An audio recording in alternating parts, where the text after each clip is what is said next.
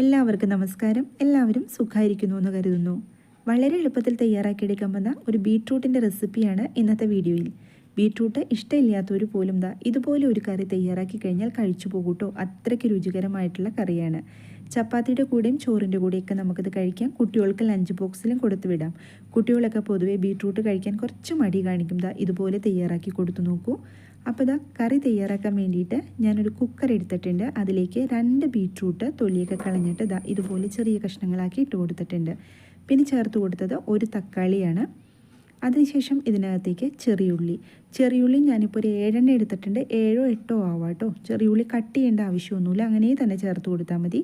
ഇനി ഇതിനകത്തേക്ക് ചേർത്ത് കൊടുക്കേണ്ടത് പരിപ്പാണ്. പരിപ്പ് ഞാനിപ്പോൾ 1/2 ബൗൾ എടുത്തിട്ടില്ല, 1/2 ബൗളിലും താഴെയാണ്, അതുകൊണ്ട് ചേർത്ത് കൊടുക്കുക.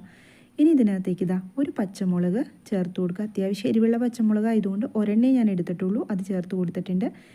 ഇനി ഇതിനകത്തേക്ക് ഒരു 1/4 ടീസ്പൂൺ മഞ്ഞൾപ്പൊടി ചേർത്ത് കൊടുക്കുക. അതുപോലെ തന്നെ ഒരു 1/2 ടീസ്പൂൺ മുളക് പൊടി ചേർത്ത് കൊടുക്കുക. കാശ്മീരി മുളക് പൊടിയല്ല, സാധാരണ മുളക് പൊടിയാണ് ഞാൻ എടുത്തിരിക്കുന്നത്. പിന്നെ കുറച്ച് ഉപ്പും കൂടെ ചേർത്ത് കൊടുക്കുക. അതിനുശേഷം ഇത് നന്നായിട്ടൊന്ന് മിക്സ് ചെയ്യുക. വെള്ളം ചേർത്ത് കൊടുക്കുന്നതിന് മുൻപ് തന്നെ നന്നായിട്ടൊന്ന് ഇളക്കി യോജിപ്പിച്ച് കൊടുക്കുക കേട്ടോ. കുക്കറിൽ നമുക്ക് വളരെ എളുപ്പത്തിൽ കറി തയ്യാറാക്കിയെടുക്കാം. ഇനി ഇതിനകത്തേക്ക് വേവാൻ ആവശ്യമായിട്ടുള്ള വെള്ളം കൊടുക്കുക. തിളപ്പിച്ച ആറിയ വെള്ളമാണ് ചേർത്ത് കൊടുക്കേണ്ടത് കേട്ടോ. ഒരുപാട് അങ്ങോട്ട് ആറേണ്ട, ചെറിയ ചൂടോടുകൂടിയുള്ള വെള്ളം ചേർത്ത് കൊടുത്തോളൂ. എന്നിട്ട് നന്നായിട്ടൊന്ന് ഇളക്കി യോജിപ്പിച്ച് കൊടുക്കുക. അപ്പോൾ നമ്മുടെ വീഡിയോ കണ്ടുകൊണ്ടിരിക്കുമ്പം വീഡിയോ ഇഷ്ടമായാൽ സബ്സ്ക്രൈബ് ചെയ്യാതെ കാണുന്നവരൊക്കെ ഒന്ന് സബ്സ്ക്രൈബ് ചെയ്ത് സപ്പോർട്ട് ചെയ്തേക്കണേ. അതുപോലെ തന്നെ ലൈക്ക് ചെയ്യാനും കമൻറ്റ് ചെയ്യാനൊന്നും ആരും മറന്നു പോരുത്. ബെല്ലൈക്കൺ ഒന്ന് പ്രസ് ചെയ്തിട്ട് ഓൾ എന്ന ഓപ്ഷൻ എനേബിൾ ചെയ്ത് വെക്കണം കേട്ടോ. അപ്പോഴാണ് ഞാനിടുന്ന വീഡിയോസിൻ്റെ നോട്ടിഫിക്കേഷൻ കിട്ടുള്ളൂ. ഇനി നമ്മൾക്ക് ഇതൊന്ന് അടച്ചു വെച്ചിട്ട് ഒന്ന് കുക്ക് ചെയ്തെടുക്കണം. അപ്പോൾ ഓരോ കുക്കറിൻ്റെ വിസിലിന് വ്യത്യാസം ഉണ്ടാവും. ഈ കുക്കറിൽ ഇപ്പം എനിക്ക് 3 വിസിൽ അത്രയും മതി കേട്ടോ, പെട്ടെന്ന് വെന്ത് കിട്ടും. അപ്പോൾ അതൊന്ന് സ്റ്റൗവിലേക്ക് മാറ്റി കൊടുത്തിട്ടുണ്ട്. അപ്പോൾ അത് വേവുന്ന സമയം കൊണ്ട് നമ്മൾക്ക് കുറച്ച് അരപ്പ് റെഡിയാക്കി എടുക്കാം. മിക്സിയുടെ ജാറിനകത്തേക്ക് കുറച്ച് നാളികേരം ചേർത്ത് കൊടുത്തിട്ടുണ്ട്. അതിലേക്ക് കുറച്ച് ജീരകം, 1/4 ടീസ്പൂൺ ഇല്ല, അതിലും താഴെ ജീരകം ചേർത്ത് കൊടുക്കുക. എന്നിട്ട് ലേശം വെള്ളം കൂടി ചേർത്ത് കൊടുത്തിട്ട് നന്നായിട്ട് അരച്ചെടുക്കുക. ഇപ്പോൾ ഒരു 3 വിസിൽ കേട്ടിരുന്നു. അപ്പോൾ ഞാൻ സ്റ്റൗ ഓഫ് ചെയ്ത് കൊടുത്തിട്ടുണ്ട്. ചേർത്ത് കൊടുത്ത പരിപ്പും അതുപോലെ ബീട്രൂട്ടും ഉള്ളിയൊക്കെ നന്നായിട്ട് വെന്ത് കിട്ടിയിട്ടുണ്ട്. ഇനി വേണച്ചാൽ തവി കൊണ്ട് നന്നായിട്ടൊന്ന് ഉടച്ചു കൊടുക്കുക കേട്ടോ. കുട്ടികൾക്കൊക്കെ ചിലപ്പോൾ ഈ വെജിറ്റബിൾസിൻ്റെ കഷ്ണങ്ങൾ കിടക്കണ കാണുമ്പോൾ അവർ കഴിക്കില്ല. അങ്ങനെ വെച്ചാൽ നന്നായിട്ട് ഉടച്ചു കൊടുക്കാം. ഞാനിപ്പോൾ അങ്ങ് ഉടച്ചു കൊടുക്കണില്ല, കഷ്ണമായിട്ട് അങ്ങനെ തന്നെ കിടക്കുകയാണ്. പരിപ്പൊക്കെ നന്നായിട്ട് വെന്തിട്ടുണ്ട്. ഇനി നമ്മൾക്ക് സ്റ്റൗ ഓൺ ചെയ്തിട്ട് കുക്കർ ഞാൻ സ്റ്റൗവിലേക്ക് വെച്ച് കൊടുത്തിട്ടുണ്ട്. എന്നിട്ട് ചെറിയ തീയിലിട്ടിട്ട് ഒന്ന് ചൂടാക്കി എടുക്കുക കേട്ടോ. അപ്പോൾ സ്റ്റൗ ഓഫ് ചെയ്ത് കൊടുത്തപ്പം നമ്മൾ ചേർത്ത് കൊടുത്തത് നന്നായിട്ട് ആറിയിട്ടുണ്ടായിരുന്നു, അതുകൊണ്ട് ഞാൻ ഒന്ന് തിളപ്പിച്ചെടുക്കുന്നുണ്ട്. ഇപ്പോൾ ഇത് നന്നായിട്ട് തിള വന്നിട്ടുണ്ട്. ഇനിതാ ഈ സമയത്ത് നമ്മൾ എടുത്തു വച്ചിരിക്കുന്ന നമ്മുടെ ആ നാളികേരത്തിൻ്റെ കൂട്ടുണ്ടല്ലോ, അത് ഇതിനകത്തേക്ക് ചേർത്ത് കൊടുക്കുക. നാളികേരക്കൂട്ടും കൂടി ചേർത്തിട്ട് നല്ല പോലെ ഒന്ന് ഇളക്കി യോജിപ്പിച്ച് കൊടുക്കുക കേട്ടോ. ഇനി നമ്മൾ ചേർത്ത് കൊടുത്ത നാളികേരത്തിൻ്റെ ആ ഒരു പച്ച ടേസ്റ്റൊക്കെ ഒന്ന് മാറിക്കിട്ടണം. അതിന് വേണ്ടിയിട്ട് കുറച്ച് സമയം ഒന്ന് തിളപ്പിച്ചെടുക്കണം. അപ്പോൾ ഈ സമയത്ത് ഉപ്പും ഞാൻ നോക്കിയപ്പം കുറച്ച് ഉപ്പ് കുറവായിരുന്നു, ഉപ്പും കൂടെ ചേർത്ത് കൊടുത്തിട്ടുണ്ട്. ഇനി അടച്ചു വെച്ചിട്ട് നമ്മൾ കുക്ക് ചെയ്യേണ്ട ആവശ്യമൊന്നുമില്ല കേട്ടോ. ഒരു 3-4 മിനിറ്റ് നല്ല പോലെ ഒന്ന് തിളപ്പിച്ചെടുത്താൽ മതി.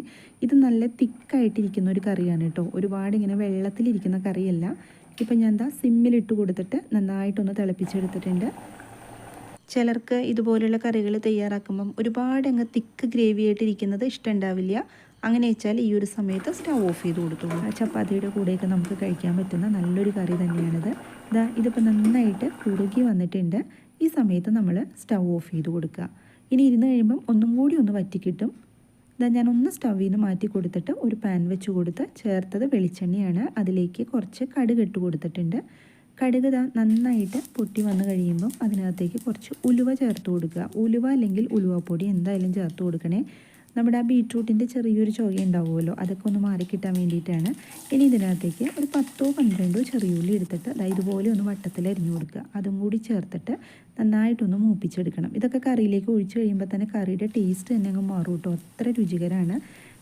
ഞാൻ ഇതിനകത്തേക്ക് വറ്റൽമുളക് ചേർത്ത് കൊടുത്തിട്ടുണ്ടായിരുന്നില്ല. അപ്പോൾ ഉള്ളി ചെറുതായിട്ടൊന്ന് മൂത്ത് വന്നതിന് ശേഷമാണ് ഞാൻ വറ്റൽമുളക് ചേർത്ത് കൊടുത്തത്. 3-4 വറ്റൽമുളകും കൂടി ചേർത്ത് കൊടുക്കുക. അതിനുശേഷം ഒന്നും കൂടി ഒന്ന് ഇളക്കി യോജിപ്പിച്ച് കൊടുക്കുക. ഇനി നമ്മൾക്ക് ഇതിനകത്തേക്ക് ചേർത്ത് കൊടുക്കേണ്ടത് കുറച്ച് കായപ്പൊടിയാണ്. അപ്പോൾ ഉലുവപ്പൊടിയും കായപ്പൊടിയും സ്കിപ്പ് ചെയ്യരുത് കേട്ടോ, എന്തായാലും ചേർത്ത് കൊടുക്കണം.